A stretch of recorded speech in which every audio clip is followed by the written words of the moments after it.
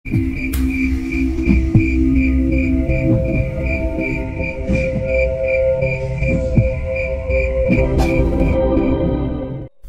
yang hening kini mulai berganti secara perlahan. Meskipun langit masih gelap, namun ayam sudah mulai berkokok untuk menandakan bahwa pagi sebentar lagi sudah tiba. Bi Ice adalah orang yang pertama kali bangun. Dia adalah orang yang paling sibuk di setiap paginya. Biasanya dia langsung keluar untuk mengambil kayu bakar. Namun karena ada kejadian yang mengakibatkan Mang Jajang meninggal, kini Bi Ice merasa enggan untuk keluar. Dia yang kini sendirian dan tidak ada sosok Mang Jajang untuk menemaninya, akhirnya berinisiatif untuk membangunkan Bu Rani yang ada di lantai 2. Karena menurutnya, gak mungkin dia membangunkanku dan Kak Doni yang ada di lantai bawah. Urusan memasak dan dapur, alangkah lebih baik Bu Rani yang mendampingi dirinya, sehingga dia akhirnya keluar kamar dan naik ke lantai 2. Tubuhnya yang sedikit gemuk, terlihat sedikit kesusahan ketika naik tangga. Namun, dia tetap semangat, karena mau bagaimanapun, dia harus memasak sarapan untuk penghuni rumah. Suasana rumah benar-benar tenang di pagi ini. Bi Ice sempat terdiam sebentar. Dia melihat ruangan tengah yang masih kosong, dan dia kembali naik ke lantai 2 secara perlahan. Hening, sangat-sangat hening dengan suasana rumah ini. Bahkan Bi Ice sendiri merasakan hal yang sama. Rumah terasa hening.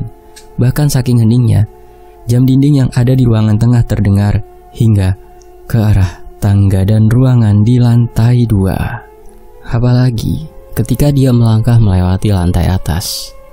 Entah mengapa, detak jantungnya tiba-tiba berdetak dengan kencang. Tubuhnya seperti menolak untuk ke atas sana.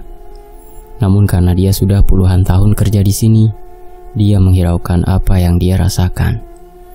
Dia memaksakan tubuhnya untuk terus naik ke atas. Hingga tepat ketika dia beberapa langkah lagi menuju kamar Bu Rani, dia menemukan bahwa pintu kamar Bu Rani sudah terbuka lebar. Tak lama, dia mendengar suara tangisan. Tangisan dari Anita yang berada di dalam kamar Bu Rani. Sontak, dirinya langsung berlari ke arah kamar.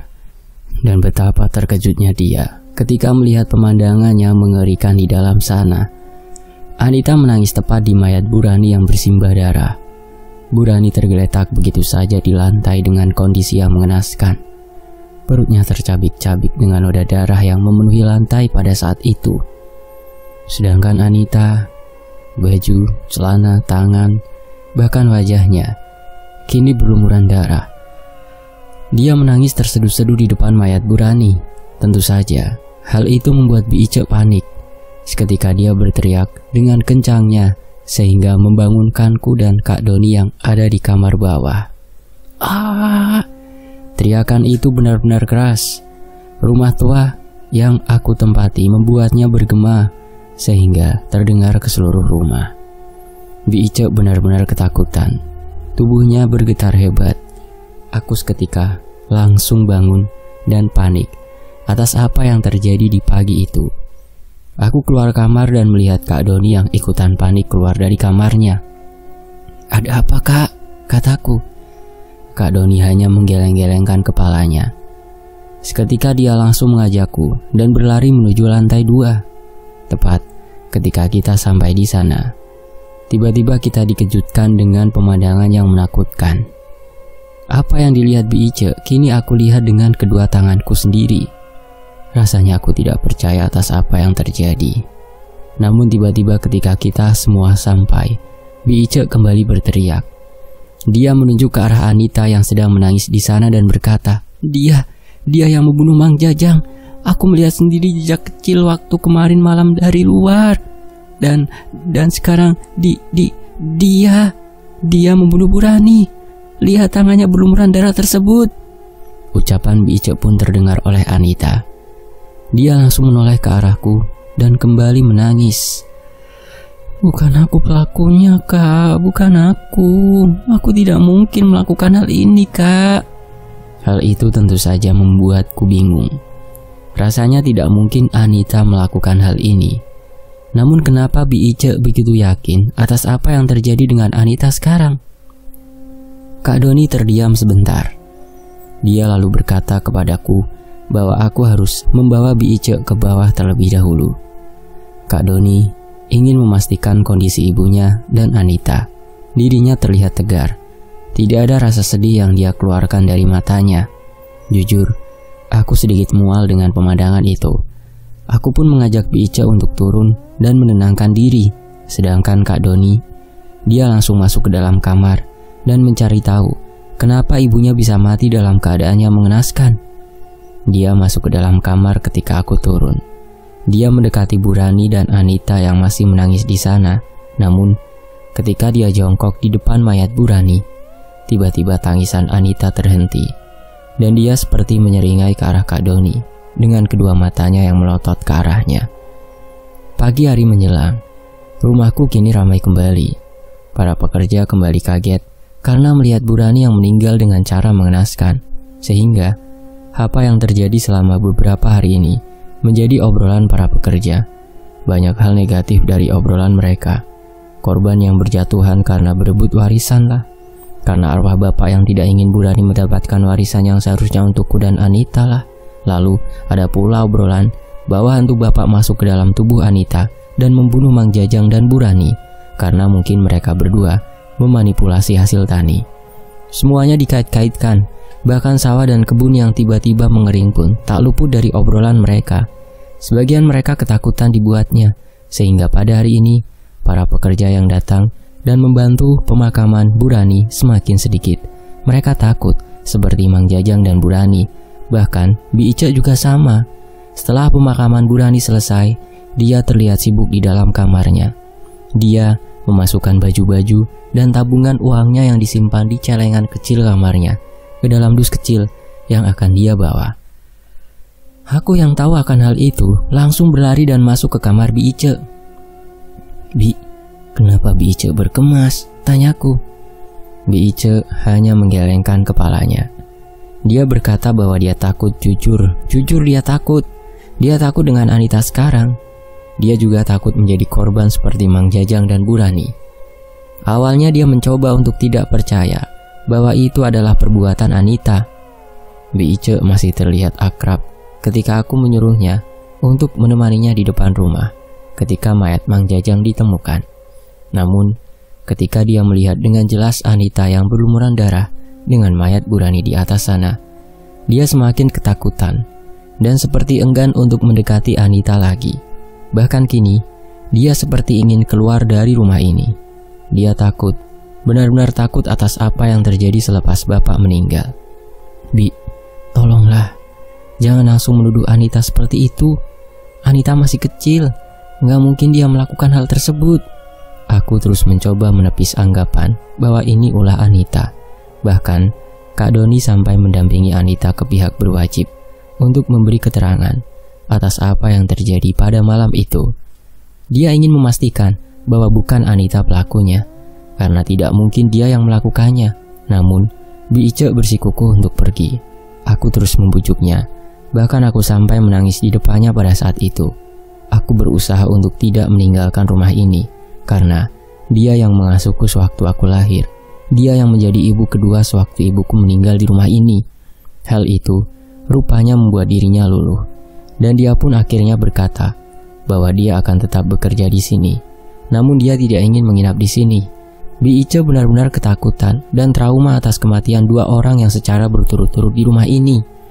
Akhirnya, aku menyetujuinya. Aku mendekat kepadanya dan menurunkan dus berisi pakaian yang akan dia bawa. Aku berkata, kalau Bi Ice mau pulang, silahkan. Tapi dia harus kembali besok. Bi Ice pun mengangguk. Aku akhirnya memeluknya dan berkata bahwa semua ini mungkin akan segera berakhir dan akan menjadi normal kembali. Aku dan Kak Doni berjanji akan menemukan penyebabnya, dan dia menjawabnya dengan sedikit anggukan. Bi Ice pun akhirnya pamit di hari itu. Dia akan pulang terlebih dahulu agar dia bisa beristirahat dengan tenang. Aku mengantarnya keluar dan melihat Kak Doni sudah sampai dan kini sedang mengobrol dengan Anita di ruang tengah. Seketika Anita langsung melihatku dan Bi Ice. Namun Bi Ice langsung menunduk dan diam di belakang tubuhku. Dia menjadi takut menatap wajah Anita yang polos itu. Aku memastikan bahwa bukan Anita pelakunya, kata Kak Doni yang duduk di dekat Anita. Dia sudah memberi keterangan. Dia juga sepertinya adalah korban. Dia berkata bahwa ada bayangan hitam yang tiba-tiba muncul dan mengincar Anita. Anita lari dan meminta pertolongan ke kamar ibu yang paling dekat dengan kamarnya. Ibu tahu ada yang mengejarnya dan dia menahan bayangan itu hingga dia meninggal. Aku langsung terdiam. Aku tidak terlalu mengerti apa yang dimaksud Kak Doni. Jadi siapa pelakunya? Tanyaku. Anita dan Kak Doni saling bertatapan. Anita langsung menggelengkan kepala dengan wajahnya yang sedih. Bukan aku Kak pelakunya, bukan aku, katanya dengan sedikit menangis. Dia termenung dan menundukkan kepalanya. Seketika aku mendekatinya dan memeluknya serta meminta maaf kepadanya.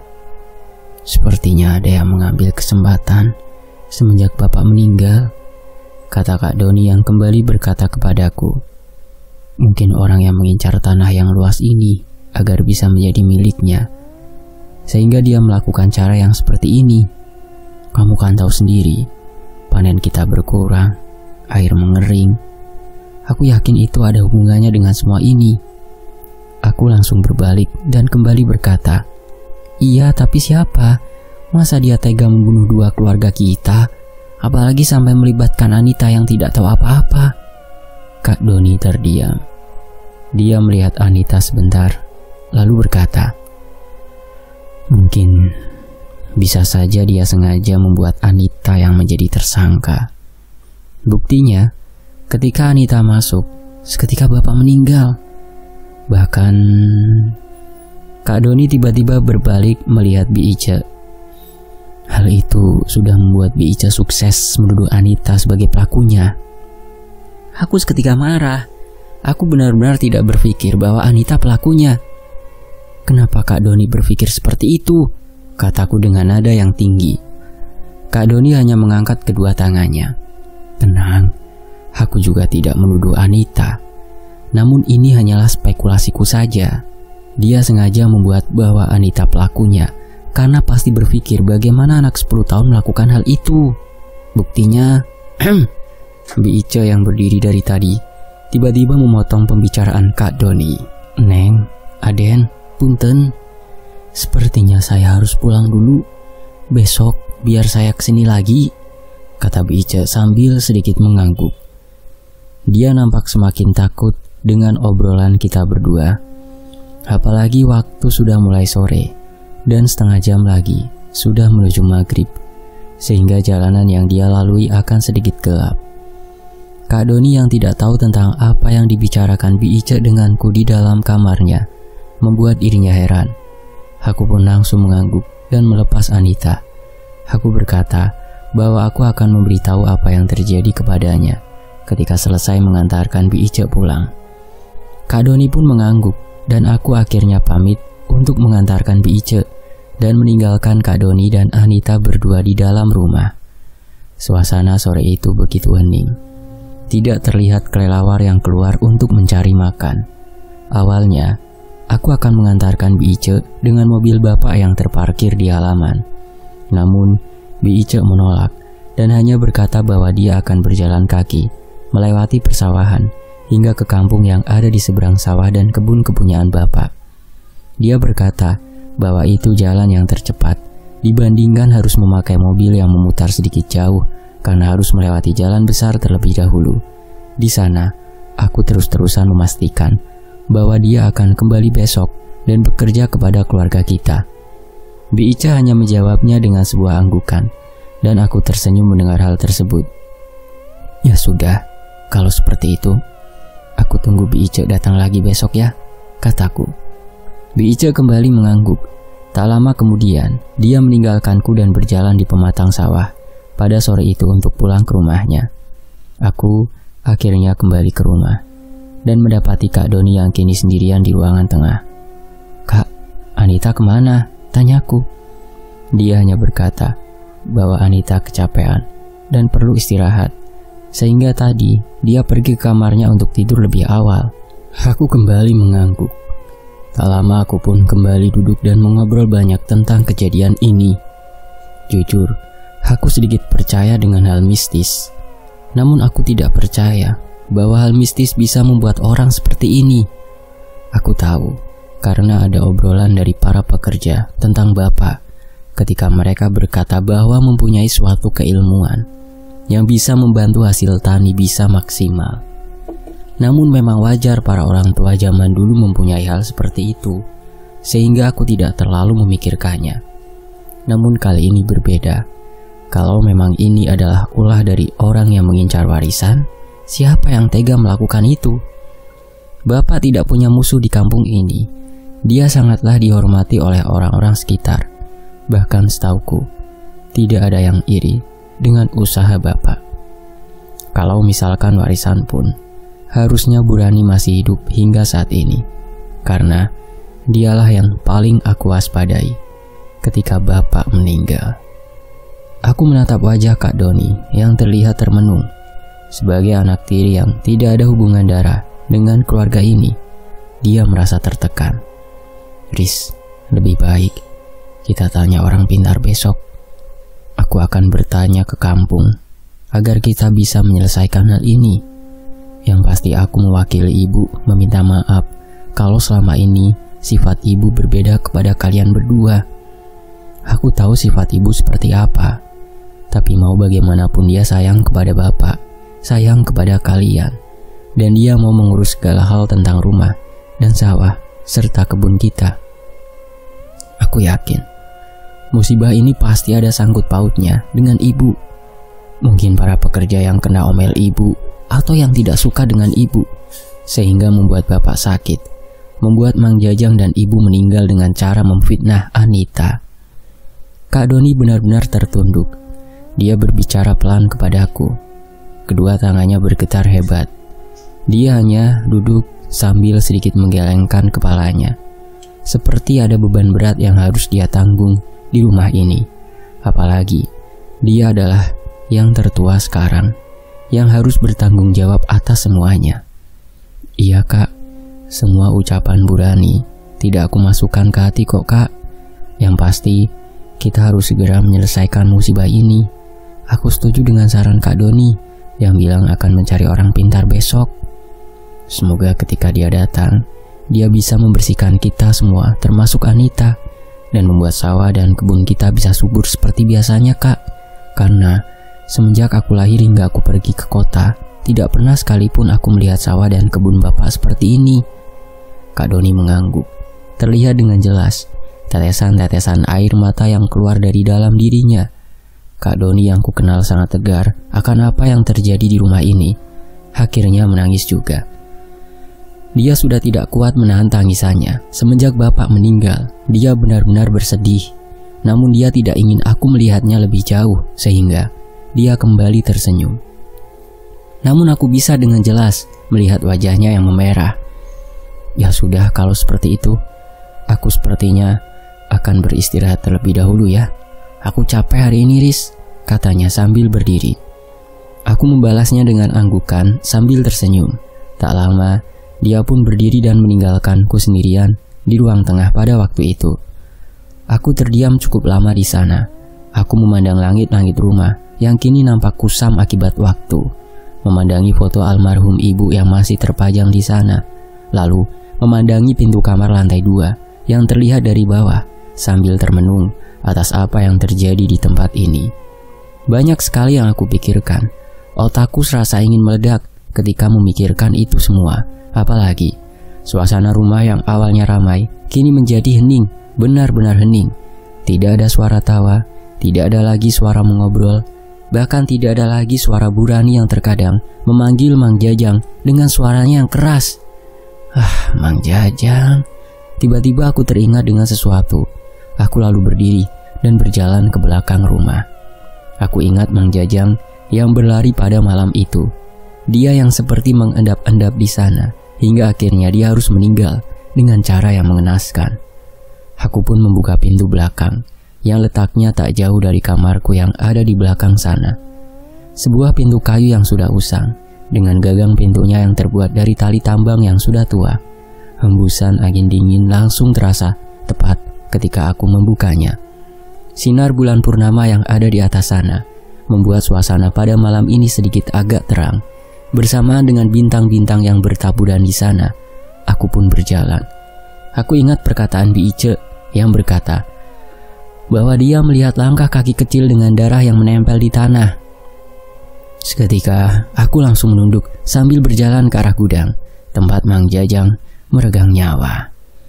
Suasananya kini terasa berbeda. Hawa dingin disertai dengan suara dari hewan-hewan malam membuat bulu kuduku sedikit berdiri. Apalagi, tempat yang sedang aku tuju sekarang adalah tempat di mana seseorang terbunuh di sana. Aku berjalan secara perlahan, sembari mencari-cari petunjuk. Tak lama, aku melihat sesuatu berwarna merah yang menempel di rerumputan. Bercak darah. Bercak darah yang sudah mengering karena sudah berada selama beberapa hari di sana. Aku sedikit mendekat dan melihat ke sekelilingku. Sepertinya aku hanya melihat bercak darah ini, namun aku tidak melihat bercak darah yang berbentuk kaki kecil seperti yang dibicarakan oleh Bi Ice. Apa ada orang yang menghapusnya? Pikiranku kembali memikirkan sesuatu yang ada di luar nalar. Mungkin dia lupa menghapus bercak darah ini sehingga ditemukan olehku. Namun, siapa yang melakukan itu? Apakah salah satu dari pekerja yang ikut memakamkan Mang Jajang pada saat itu? Aku pun kembali berdiri dan berjalan ke arah gudang tempat Mang Jajang ditemukan. Gudang itu nampaknya dibiarkan begitu saja. Hanya darah-darah yang ada di dalam sana yang dibersihkan oleh para pekerja. Gudang itu nampak gelap dari luar. Namun karena temboknya yang berupa susunan kayu hutan yang dibuat asal-asalan, sehingga masih ada celah-celah kecil yang membuat sinar bulan purnama masuk sehingga bisa aku lihat isi di dalamnya. Tidak ada sesuatu yang mencurigakan di sini. Yang ada hanyalah benda-benda pertukangan yang kini dibungkus oleh kain putih dan diikat dengan kencang di sana. Benda-benda yang tertancap di tubuh Mang Jajang sehingga membuatnya meninggal. Aku sempat terdiam dan berpikir kembali, siapa yang melakukannya pada malam itu? Apa benar ini ulah salah satu pekerja bapak yang mungkin saja sakit hati gara-gara perlakuan dari salah satu keluarga kita terhadapnya? Aku langsung menghela nafas.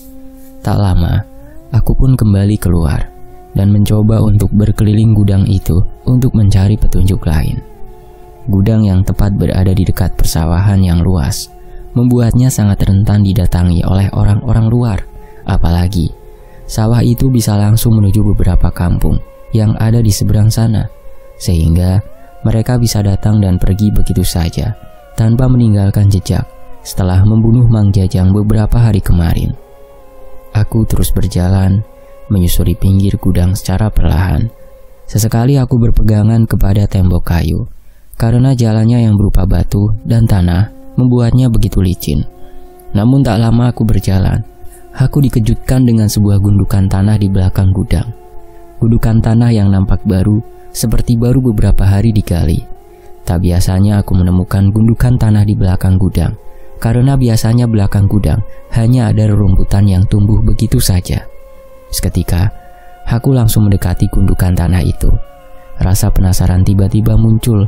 Entah mengapa, aku langsung kembali ke gudang dan mengambil sesuatu untuk aku pakai untuk menggali lagi gundukan tersebut. Dengan skop kecil yang biasa pekerja gunakan untuk memasukkan bibit tanaman, aku akhirnya menggali lagi gundukan itu dengan kedua tanganku. Aku merasakan angin yang berhembus semakin kencang ketika aku menggali gundukan tanah itu. Seperti ada sesuatu yang mencoba untuk menahanku agar aku tidak melanjutkan apa yang sedang aku lakukan.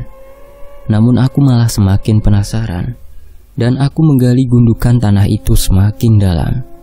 Hingga akhirnya sesuatu terlihat, sebuah kain berwarna putih dengan bercak darah yang membasahi kain tersebut. Seketika, aku langsung menarik benda itu dengan kedua tanganku. Aku terkejut. Ternyata itu adalah baju dari Anita yang beberapa hari dia pakai. Baju itu berlumuran darah yang sudah mengering. Tentu saja, hal itu membuat aku tidak bisa berkata-kata. Tubuhku tiba-tiba membeku dengan kedua tanganku yang bergetar ketika melihat hal itu. Apalagi, tepat ketika aku mengangkat dan melihat baju itu, aku juga melihat botol kaca kecil yang tertimbun di sana. botol kaca yang berisi darah berwarna merah yang pekat.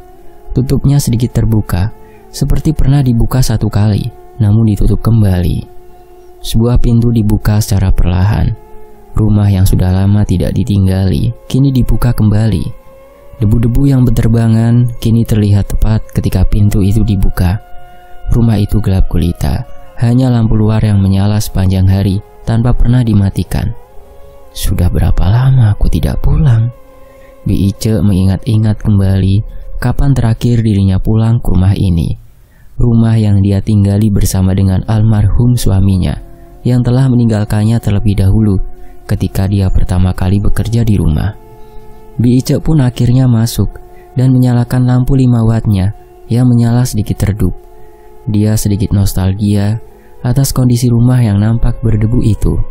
Dia duduk dan beristirahat di ruang tengah, sebelum akhirnya dia berganti baju di kamar yang nampak kosong. Hidup Bi Ice memang sendirian setelah ditinggal suaminya. Dia lebih banyak menghabiskan waktu bersama aku dan Anita sewaktu kecil, karena menurutnya di rumah adalah tempat yang pas untuk melupakan suaminya yang sudah meninggal. Sehingga dia jarang sekali pulang. Dan karena kejadian ini, dia baru kembali pulang ke rumahnya yang ada di kampung sebelah. Kampung yang ada di seberang persawahan memang agak sedikit sepi ketika malam. Maklum saja, tidak ada hiburan di sini. Hanya ada beberapa orang yang lalu lalang untuk ke warung atau ronda malam. Selebihnya hanya berdiam di rumah bersama keluarganya sebelum nantinya mereka tidur dan bangun di pagi harinya. Bi Ice pun membersihkan diri. Keringat-keringat dan debu yang menempel di tubuhnya dia bersihkan sepenuhnya di rumah tempat tinggalnya. Dia membuka lemari baju, memilih daster panjang, dan memakainya untuk dia pakai tidur di dalam kamarnya. Pikirannya melayang-layang. Rasa takut akan Anita masih menghantui dirinya. Meskipun dia kembali teringat bagaimana Anita kecil yang diurus olehnya, bagaimana dia membesarkannya dan menjaganya, hingga dirinya ikut bersamaku ke kota pada saat itu. Bi Ice menghela nafas. Sepertinya dia harus meminta maaf kepada Anita besok.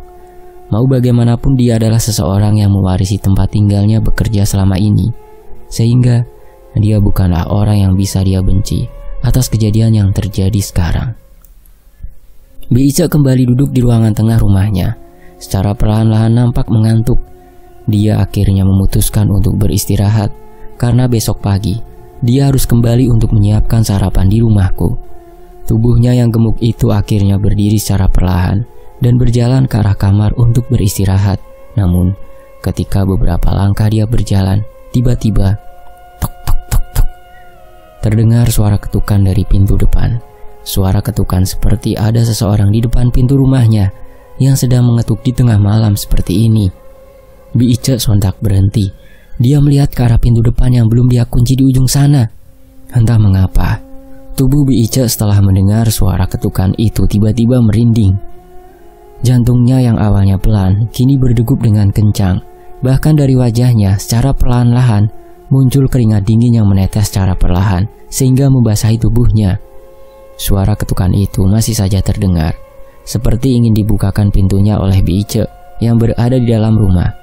Meskipun pintunya tidak terkunci, dia terdiam begitu lama hingga akhirnya Bi Ice mencoba untuk memberanikan diri, mencoba mengetahui siapa yang ada di luar rumah. Bi Ice terus melangkah secara perlahan. Kedua tangannya terlihat sangat bergetar hebat. Bahkan kini tubuhnya sudah basah akan keringat dingin yang sudah dia keluarkan. Hingga akhirnya Bi Ice mendadak berhenti tepat di depan pintu yang terus-menerus diketuk dari luar.